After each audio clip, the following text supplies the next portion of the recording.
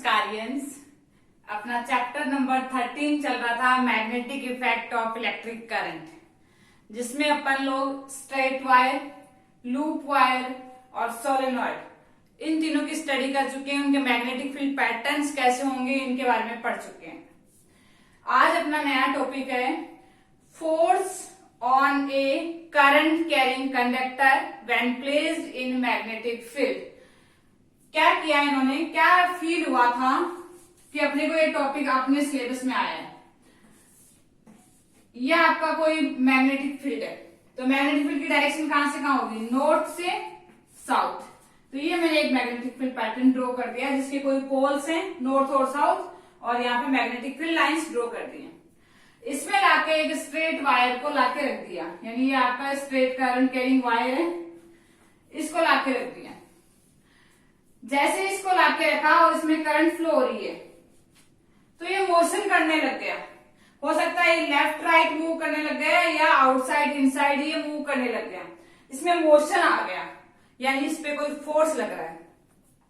यानी अपन क्या कहना चाह रही हूं मैं कि किसी करंट कैरिंग वायर को मैग्नेटिक फील्ड में अपन ने प्लेस कर दिया है, तो वो करंट कैरिंग वायर है वो फोर्स फील करने लग गया है, उस पर मोशन आ गया है, यानी उस पर एक फोर्स फील हो रहा है।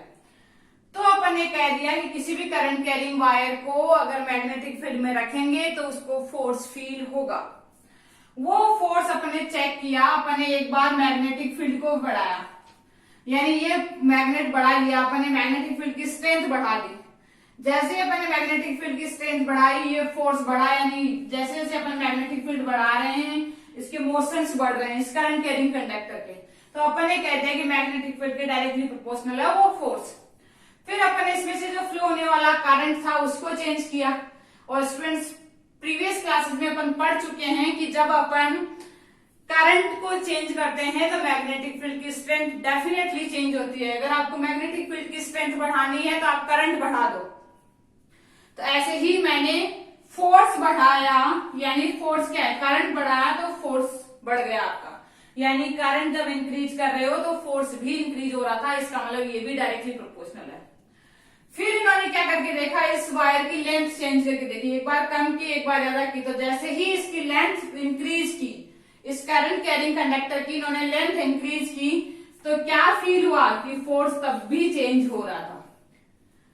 तो फोर्स आपका मैग्नेटिक फील्ड के डायरेक्टली प्रोपोर्शनल मिला, फोर्स आपका करंट के डायरेक्टली प्रोपोर्शनल मिला और लेंथ के डायरेक्टली प्रोपोर्शनल मिला।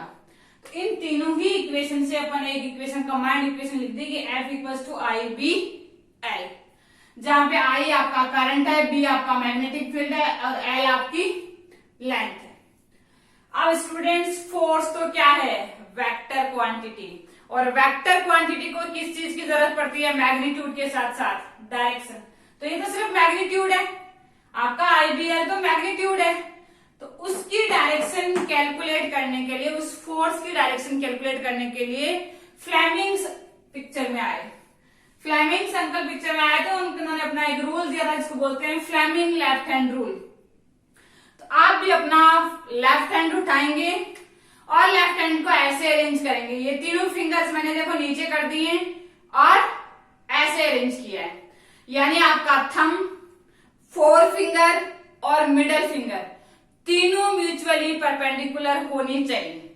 तीनों को मैंने म्यूचुअली परपेंडिकुलर किया स्टूडेंट्स, कुछ नहीं किया, ऐसे अरेंज करो, तीनों फिंगर्स को ऐसे कर दो, तो ये तीनों आपकी म्यूचुअली परपेंडिकुलर आ गई। जहां पे आपका थंब बताएगा डायरेक्शन ऑफ फोर्स, आपकी फोर फिंगर बताएगी डायरेक्शन ऑफ मैग्नेटिक फील्ड, और आपकी मिडिल फिंगर बताएगी डायरेक्शन ऑफ करंट।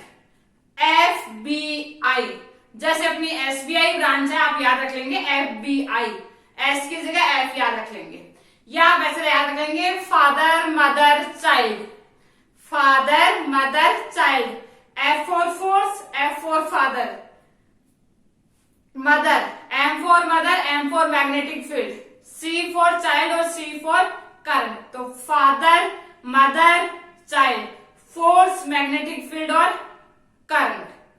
अब स्टूडेंट्स, अपने एग्जाम में प्रॉब्लम सही आती हैं ऐसी, इनमें से किन्हीं दो क्वांटिटीज की आपको डायरेक्शन दी हुई होती है और थर्ड क्वांटिटी की डायरेक्शन आपसे पूछ लेते हैं।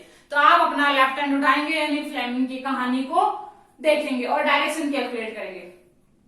जैसे इसी वाले प्रॉब्लम, इसी में मैं आपको न्यूमेरिक डेटा दे देती हूँ। न्यूमेरिक डेटा दूं तो जैसे मान लो इसमें 5 एम्पियर का करंट फ्लो हो रहा है और इसकी लेंथ दी हुई है आपको 4 मीटर। आपका जो कंडक्टर है उसकी लेंथ दी हुई है 4 मीटर, उसमें फ्लो होने वाला करंट है आपका 5 एम्पियर और आपको मैग्नेटिक फील्ड दिया हुआ है 2 टेस्ला। आपसे पूछा है व्हाट इज द फोर्स, यानी आपका फोर्स क्या है, इनवर्ड डायरेक्शन में है या आउटवर्ड डायरेक्शन में है, उसका मैग्नीट्यूड कितना होगा। अब जैसे अपन इसमें कैलकुलेट करना चाहें तो फोर्स का फॉर्मूला है IBL। आई कितना दिया हुआ स्टूडेंट्स 5, तो मैंने यहाँ पे 5 पुट कर दिया। मैग्नेटिक फील्ड B कितना दिया हुआ है 2, तो यहाँ पे 2 पुट कर दिया इनटू लेंथ कितनी दी हुई है कंडक्टर की 4, तो यानी 4, तो ये कितना आ गया 40 और फोर्स की यूनिट क्या होती है न्यूटन। अब अपने पास में 40 न्यूटन आंसर आ गया, लेकिन आपके एग्जाम में एमसीक्यूज आ गए जिसमें ऑप्शंस दिए हुए हैं 40 न्यूटन आउट, बी आपको दिया हुआ है 40 न्यूटन इन, सी आपको दिया हुआ है 20 न्यूटन आउट और डी आपको दिया हुआ है 20 न्यूटन इन। अब यह है कि अपन ने जैसे ही कैलकुलेट किया 40 न्यूटन आया, इसका मतलब ये 2 ऑप्शन तो वैसे ही कैंसिल हो गए। लेकिन अब इनमें से कौन सा ऑप्शन अपन टिक करें, तो अपन क्या करेंगे, मैग्नीट्यूड अपना आ चुका है 40 न्यूटन आ रहा है, अपने को डायरेक्शन कैलकुलेट करनी पड़ेगी कि फोर्स की डायरेक्शन आउट होगी या इन होगी।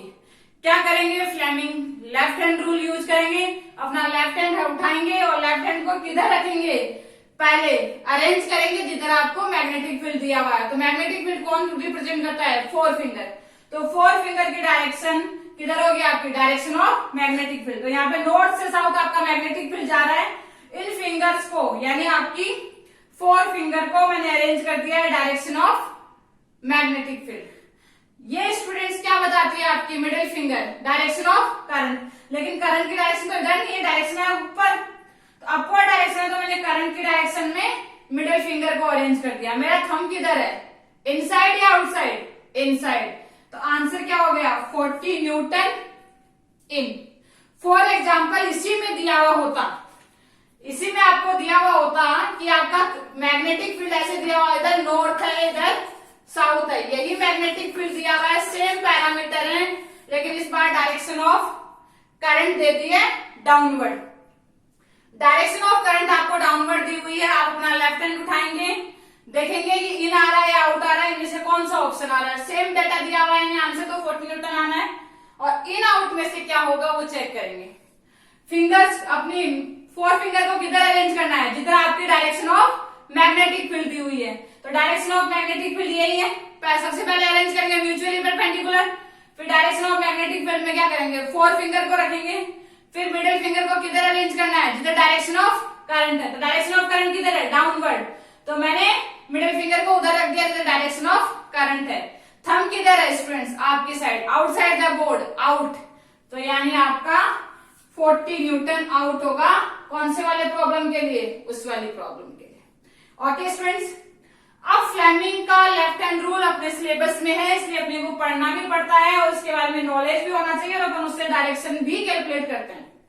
लेकिन इसी का एक अल्टरनेटिव है आपका राइट हैंड पाम रूल, जो कि बहुत ही बड़ा मैजिकल रूल है, यानी इतनी जो अपन बातें पढ़ रहे हैं वो उसमें आसानी से कैलकुलेट हो जाती हैं, क्योंकि बहुत बार प्रॉब्लम आती है अपन इनको फिंगर्स को अरेंज नहीं कर पाते हैं, फिंगर्स को अरेंज नहीं कर पाते हैं, किधर डायरेक्शन होगी किधर होगी, आप इजीली कर लोगे, लेकिन फिर भी इनकेस आपको क्रॉस चेक करना हो तो आप राइट हैंड पाम रूल काम में लोगे। राइट हैंड पाम रूल क्या कह रहा है, अपना राइट हैंड लेंगे और राइट हैंड में फिंगर्स और थंब को ऐसे अरेंज करना है, फिंगर्स और थंब को परपेंडिकुलर अरेंज करना है। थंब आपका डायरेक्शन ऑफ फिंगर्स है और डायरेक्शन ऑफ मैग्नेटिक फील्ड बताएंगी, और थंब है आपका डायरेक्शन ऑफ करंट। फिंगर्स है वो आपकी डायरेक्शन ऑफ मैग्नेटिक फील्ड और थंब है वो बताएगा आपका डायरेक्शन ऑफ करंट। और जो आपकी पाम है वो जिधर पॉइंट आउट करेगी वो आपका क्या होगा, डायरेक्शन ऑफ फोर्स।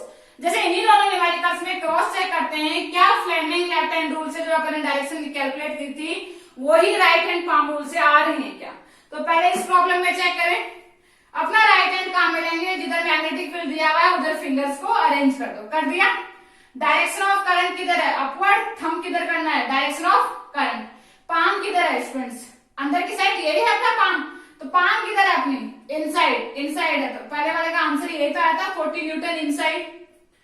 जैसे इस न्यूमेरिकल की बात करूं मैं, इस न्यूमेरिकल की बात करूं तो यहाँ पे क्या दिया हुआ आपको कि आपका मैग्नेटिक फील्ड किधर है, नॉर्थ से साउथ। तो ये है, क्या करेंगे आप फिंगर्स को अरेंज करेंगे जिधर आपकी डायरेक्शन ऑफ मैग्नेटिक फील्ड दी हुई है। तो डायरेक्शन ऑफ मैग्नेटिक फील्ड की डायरेक्शन में मैंने फिंगर्स रख दिए। थंब किधर रखना है, जिधर आपका डायरेक्शन ऑफ करंट हो। तो करंट तो नीचे की साइड है बेटा, डाउनवर्ड दिया हुआ है, तो अपन क्या करेंगे, थंब को ऐसे, हाथ को ऐसे रखेंगे, हैंड को ऐसे रखेंगे, यानी आपका थंब किधर होगा, नीचे की साइड, नीचे की साइड है तो पाम किधर है, आउटसाइड। तो यहाँ पे सेकंड का आंसर यही तो आया था 40 न्यूटन आउट। ओके स्टूडेंट्स, अब इसी में अपन कंटिन्यू करते हैं थर्ड प्रॉब्लम। जैसे आपको मैग्नेटिक फील्ड ऐसे दिया हुआ हो,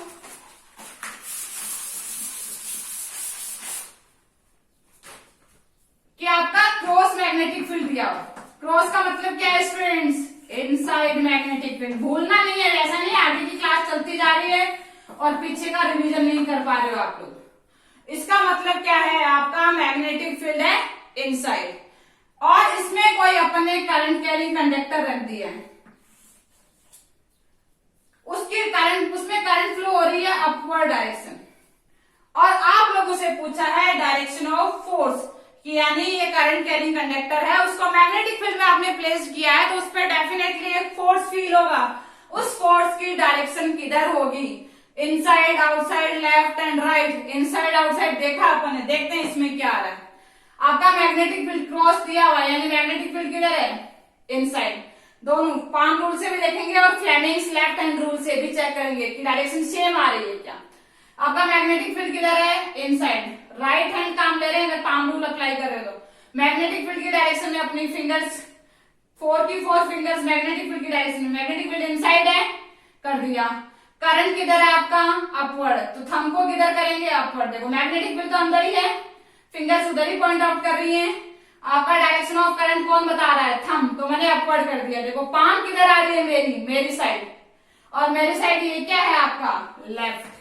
तो यहाँ पे आपका जो फोर्स फील हो रहा है वो किधर, कौन सी वाले डायरेक्शन में फील हो रहा है, लेफ्ट। जैसे फॉर एग्जांपल इसमें डेटा दिया हुआ होता है कि इसमें जो मैग्नेटिक फील्ड है वो आपका 10 टेस्ला है, इसमें 5 एम्पियर का करंट फ्लो हो रहा है और इसकी लेंथ दी हुई है आपको 4 मीटर। तो आप क्या करते हैं, पहले F equals to IBL, I कितना दिया हुआ है स्टूडेंट्स, 5 एम्पियर, मैग्नेटिक फील्ड कितना है 10, और आपको लेंथ कितनी दी हुई है 4। ठीक है, तो आपका जो ये आएगा वो आएगा फोर्स 200 न्यूटन। आपका क्या आ रहा है, फोर्स आ रहा है। इसकी डायरेक्शन इन होगी या आउट होगी, लेफ्ट होगी या राइट होगी, तो 200 न्यूटन लेफ्ट। ये अपन ने पाम रूल से अभी कैलकुलेट की है डायरेक्शन इसकी। इसी डायरेक्शन को मैं फ्लेमिंग लेफ्ट हैंड से चेक करना चाह रही हूँ, क्या सेम ही आंसर आ रहा है क्या। फ्लेमिंग के लेफ्ट हैंड में क्या करना है, फिंगर्स 4 फिंगर, मिडिल फिंगर और थंब को म्यूचुअली परपेंडिकुलर करना है। 4 फिंगर को डायरेक्शन ऑफ मैग्नेटिक फील्ड रखना है। मैग्नेटिक फील्ड किधर है आपका, इनसाइड। थंब आपकी मिडिल फिंगर किधर रहेगी, जिधर डायरेक्शन ऑफ करंट है, तो डायरेक्शन ऑफ करंट तो अपवर्ड है। ये magnetic field inside, direction of current upward, तो फोर्स किधर आ रहा है, थंब किधर आ रहा है, मेरी साइड, लेफ्ट साइड। तो दोनों से सेम ही आंसर आएगा।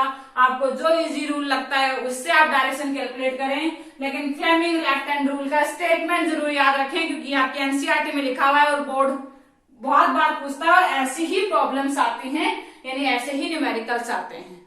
किससे related, Fleming's left hand rule. Okay students, thank you, have a nice day.